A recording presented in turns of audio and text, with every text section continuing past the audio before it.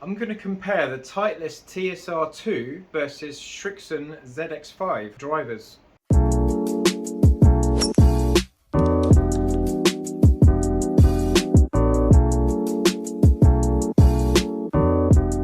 So I've got these two drivers, and the reason that I've picked these two drivers to compare to each other is because I've recently got my hands on the Titleist, and my first findings with it were that the ball speeds were very impressive. This is a ZX7, I'm going to go and get a ZX5. So the reason I've got the ZX5 in comparison to the Titleist are because the TSR2 is the slightly more forgiving version of the Titleist drivers, and the ZX5 is the slightly more forgiving version of the Srixon drivers. I've also found that the ball speeds are very impressive with the ZX5. Toe to toe, what's the difference? So I've got as close as I can with lofts on these two drivers. Shaft wise, I've also gone as close as I can to each other. They're both 6.0 and they're both 60 grams. I'm going to start things off with the Srixon driver. Ball A is the Srixon ZX5, and I'm using a Srixon Z-Star golf ball for reference. Before I hit some shots, I'm just going to have a quick warm up. That should do it. Srixon ZX5.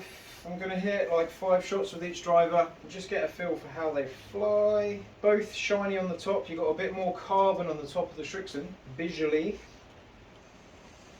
And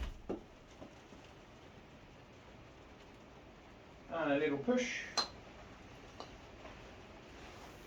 Little push out to the right. 2,700 spin, 14.7 launch.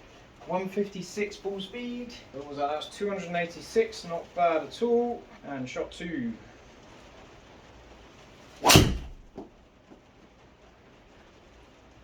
Slightly straighter, little draw.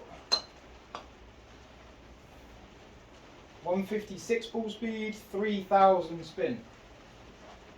281 yards. So I probably would say that this shaft is maybe a bit softer than I'm used to, so I probably would expect to see a bit more spin than I'd like. I'd normally like about 2,000. So more loft and softer shaft normally means more height and more spin, in theory.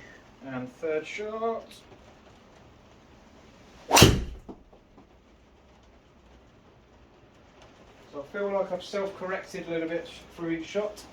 159 ball speed, 2,600 spin, 292 yards. Just so I don't feel like I've warmed up while I'm hitting the Srixon and then I'm really warm while I'm hitting the Titleist, I want to flick back and forth. It is cold in the studio today as well, so I've got green and blue not really working. Titleist TSR2, right.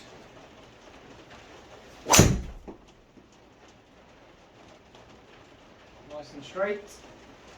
Little bit of draw, 2,684 spin, 159 ball speed. I know it's only one shot, but quite comparable so far.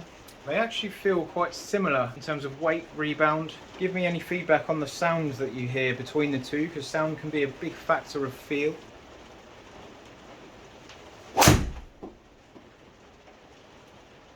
Oh, I left that open. A big push, not ideal. 2,800 spin, 160 ball speed, in up as I go, 290 yards. Right, shot 3.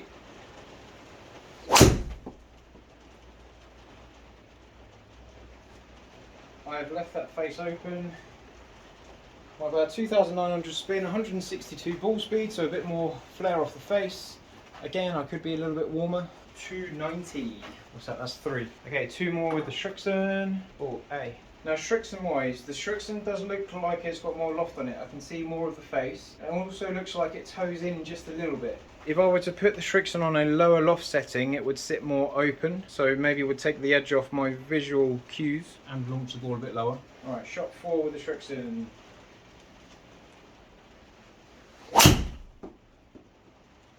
So it's a higher pitched noise, definitely. Now that right shot's obviously a problem of mine. 159 ball speed, just under 3,000 spin. Much too much spin. Last shot of the Srixon, I'm going to give it a bit of go.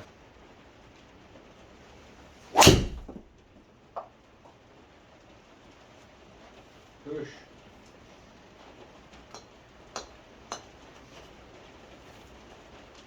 Out to the right. So I caught that a little bit thin. Still did okay, launched a bit low, spun a bit high, which is what you tend to get when you hit lower on the face. Grouping not too bad.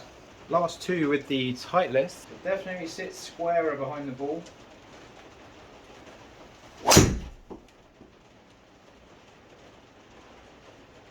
Push draw. 3000 spin.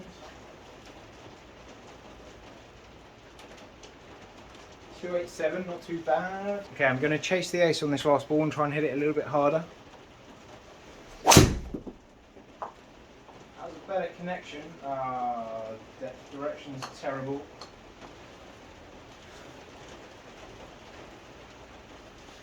Ball speed 166 though, that's a little bit faster, but I did swing it harder. Ball flight inefficient.